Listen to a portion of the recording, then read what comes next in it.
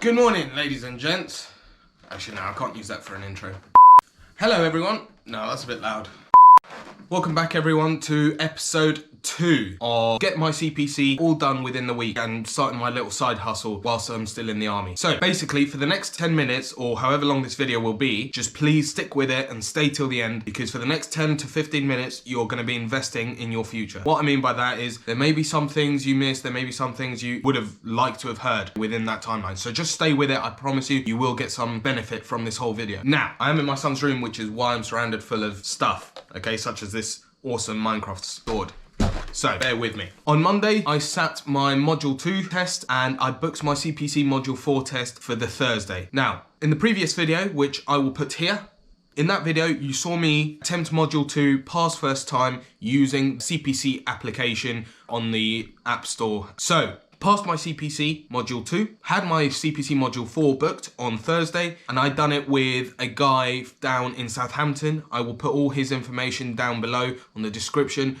Absolutely can't fault it, okay? If you're gonna get your CPC done and your Module 4 done, okay, which is a couple hours of theory work and learning about, you know, your do's and don'ts as a driver, how to do a walk around check, what to look out for if your vehicle's overloaded, just all these little things that you would be unfamiliar to if you were brand new, fresh out of doing your licenses. Fortunate for myself and anyone who's actually in the army and has already been driving HGVs for a number of years, nothing is new to you apart from the tachograph stuff, and the walk around check is just slightly different to some of the stuff we would do for our vehicles. So apart from that, what can I say about Module 4? It's so easy. Honestly, if you have zero knowledge of HGVs and LGVs, those 2 or 3 hours you spend with a trainer, they will get you to the standard you need to be to pass. So you'll do a couple hours of training, learning how to use ratchet straps, learning how to use chains, learning how to use other bits and bobs, also how to check them. And as well, you'll be learning how to do walk around checks, how to answer some of the questions that they have. And there is about 20 questions that they can choose from. Module 4 will consist of 5 questions. Within these 5 questions, one of them is already taken up by the walk around. So one of them is already the walk around inspection. So it's basically a first parade of your vehicle. You're going to show him how you check your lights, your interior, how you check your handbrakes, how you check your tachograph, pretty much all of that stuff. And that is the one that you want to get 100% on, because at least one of these 5 questions you have to get 100% on. For this one, you are actually allowed a worksheet that tells you what you need to check on your walk around check. So it's a walk in the park. You basically get given this sheet, which again, I'll put up on here, all right? And you just basically have to go through the sheet. So if it says interior stuff, check all the interior stuff, exterior stuff, check all the exterior stuff, check the wheels, the wheel nuts, the wheel nut indicators, the suspension, the lubricants inside, the oils, the windscreen washer, check the actual mirrors and the mirrors themselves. Everything that you would check on a walk around check, you would check, okay? And because you got that piece of paper, there is no way you're not getting 100 out of 100, all right? So that's straight away 1 done. Now you've got 4 questions left. Out of these 4 questions, they can be taken out of a pool of 20 questions. So there's 20 questions, and 4 of these questions will have to be taken out of those 20 questions. I will have those documents. I already have those documents. So if anyone wants to contact me, I will put my email here. Okay, I'm gonna make an email specific for this channel. All right, so if you wanna contact me and get a little bit of help or maybe some eyes on regarding those questions, feel free to do so, okay? I'm here to help as many people as possible. So yeah. 4 questions left, and they will be out of that 20 question pool, all right? And there will be things such as, you know, show me how you would check for immigrants and migrants, and you know, you've just had a long stop at the ferry terminal and you come back to your vehicle, how would you check for all this stuff and drugs and all of that stuff? And it's basically an in-depth check of the vehicle. Underneath, any nooks and crannies that people can put drugs in there or anything like that, and checking your loads as well. Another thing I'll say about Module 4, once you've done these 4 questions, honestly, it's the easiest thing to do.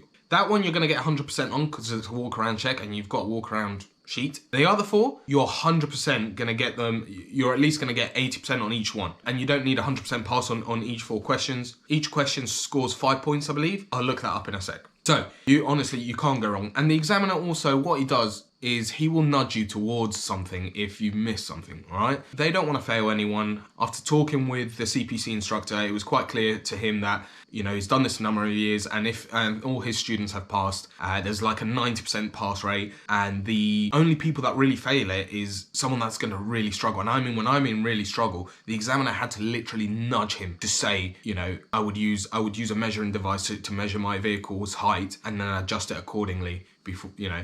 It was just a question about your dimensions. So the examiner tried to nudge him, say, look, how would you measure how tall I am? How would you measure that on the wall? How would you measure this? How would you measure that? Really trying to prompt the question. Even gave him 5 minutes to himself to calm down and think, and he came back and he still couldn't do it. So the examiners aren't here to fail you. They're really here to pass people, get them into the industry. You just need to attend, get as much knowledge as you can. I will also put some documents at the end of this video, just kind of, you can screenshot them and save them for yourself and have a read later on. But those documents are good to get a real understanding of what's required of you during this Module 4 test. The Module 2 test, as I mentioned in the previous video, download that CPC app and you're good to go. Do 3 full tests. If you pass all 3, one after the other, book your test and get it done. Module 4, don't even worry about it, okay? Walk in the park. 90% success rate. You would have to be an absolute, you know, to not pass that test. So yeah, that's my feedback on Module 4. So I've passed my Module 2, passed my Mod 4. What I now need to do, okay, to start earning some money is contact an agency, find out what they need from me and get that done. I'll also need to apply for a digital tachograph to start putting that into the vehicles,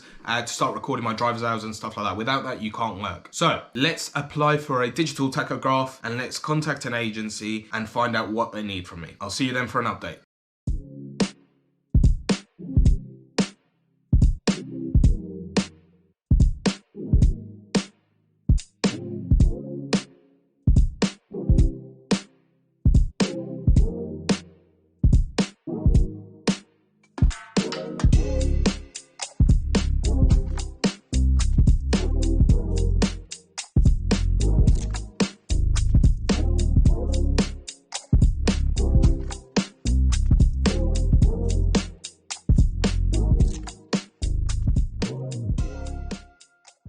Right guys, so as you see in there, that's how you order your digital tachograph, okay? Really easy, through the Gov website, get it done. You can even get that done as soon as you pass your C or C+E, okay? You don't need Module 2 or Module 4. So I would suggest you get it done now, all right? Pay your 30 quid or 35 quid, however much it costed, and get that done, get that applied for. Do your Module 2, which is £23 at any DVLA testing centre, and then you've got 2 years to try and book your Mod 4, which again costed me £295. You shouldn't be paying any more than £305, okay? I don't want to hear anyone paying for test fees either, which is an extra 50 quid on top of the price. That's just honestly, biggest scam. Also, call around, find out which company is best for you. I honestly can't recommend Dan enough from his company, which is here. Go to this guy. He knows how to get people past. No nonsense, no nothing. It's his own business. Really friendly, has tons of years of experience. I just basically picked his brain after the test and just said to him, you know, I'd want to do this, I want to move that. And, you know, he's happy for me to contact him and seek information. So, Module 2, Module 4, done. Got my tachograph applied for. Let's now have a look at some agencies, get some phone numbers. I will give him a call and let you know how that goes.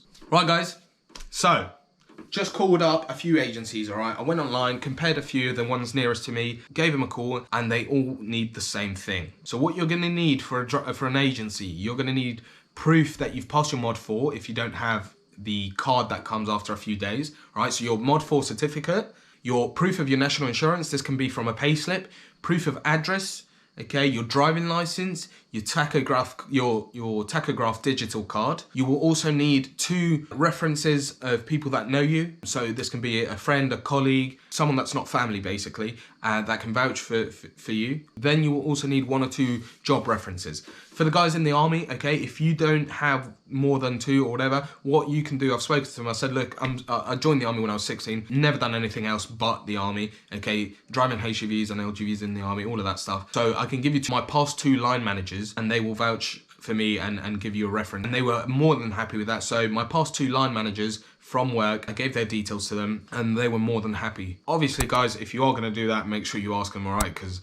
we know what some of the line management can be like, and make sure you get clearance to do part-time work. That's very important if you are in the army. So yeah, I'm fully now set up at the agency, and I've given them my availability, okay, and I'm gonna see how it goes. And I'm gonna try and document my first ever shift. I said to them, I want to prioritize ADR work, okay, that's where the real money's at. So if you guys are looking at becoming HGV drivers, LGV drivers, I've done my research and I've talked to a few of my boys that left the army to go and do it. And the only time where you're on really good money, earning possibly £1,000 a week, okay, or £700-800 a week, all right, to that level, is when you don't have a life, okay? And what I mean by that is that you can earn that type of money with just a regular class 1 license and go out tramping and spend the nights inside your truck and all of that stuff. However, you will be working a lot, like a ridiculous amount of time. The amount of money you're earning is great, but for the lifestyle, it's not sustainable. I've never met anyone that can do it for more than a year. They'll do it for a few months. They'll do it for a considerable amount of time, maybe 8 months, until they realize that for the past 8 months, they've had a great wage. They don't have a hobby. They don't see friends. They don't have a life, because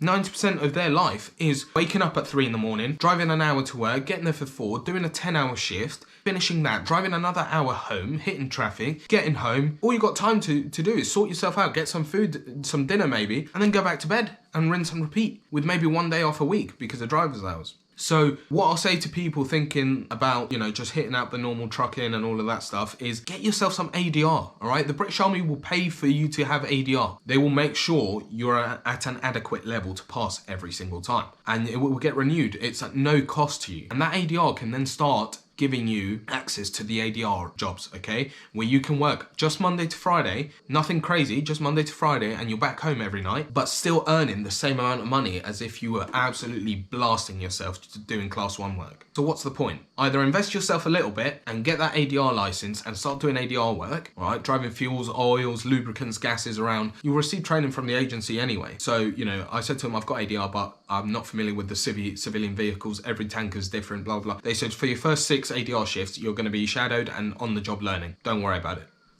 Brilliant. Do you know what I mean? They were saying I can get like £23-24 an hour. Whether that's true or not, we'll see. However, I worked it out. If I'd done one 10-hour shift every week, that's 40 hours, times £23. That's a lot of money. That is a lot of money, okay, for a side hustle. And I'm not busting myself, I'm not smashing myself. That's just once a week. I could do Friday nights, finish work, and everyone in the army knows you finish work midday Friday, unless you're away or whatever. But yeah, there's no reason why people can't be doing this. Stop sitting on your ass, get up and start investing in yourself, because no one cares about your financial state. No one cares that you're so overqualified with all these licenses, but don't have the ability to utilize it outside in the civilian street. And for those of you that are civilian, no one cares that you're just a class 1 driver, or that ADR is complicated, or it's this, or it's that. It's not, okay? We've got 17, 18-year-old kids passing this at Defence Corps for Transport in Hull, Leckensfield. So there's no reason why you guys can't get that ADR, can't get passed, and can't start getting some real money, and stop busting yourself, not having a life, okay, getting depressed because all you do is live in a tin box, driving it 9-10 hours a day, every day, Monday to Saturday. It's not healthy. If that's something you enjoy, brilliant. Honestly, I'm just saying this is my opinion, and this is my opinion based on facts from other people that have left the army to do this, okay? I love the army. I'm not going to leave the army, but what I am going to do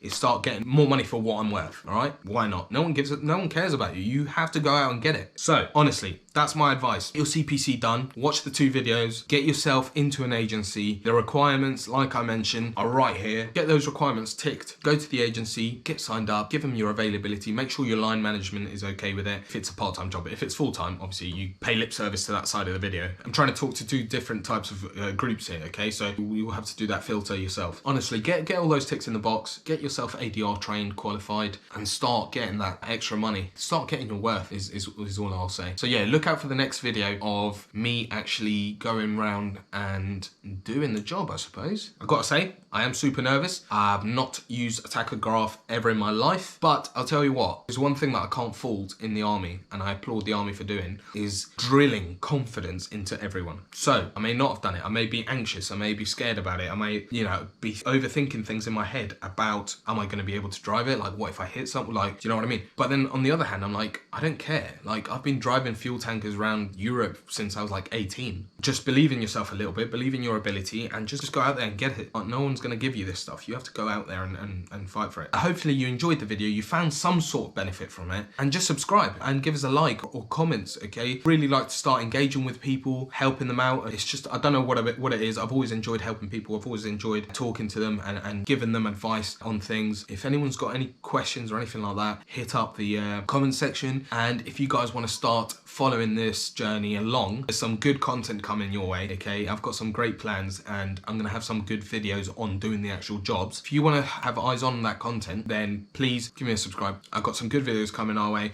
So yeah, make sure you subscribe, make sure you keep up to date, give the video a like if you found it useful, and thank you very much.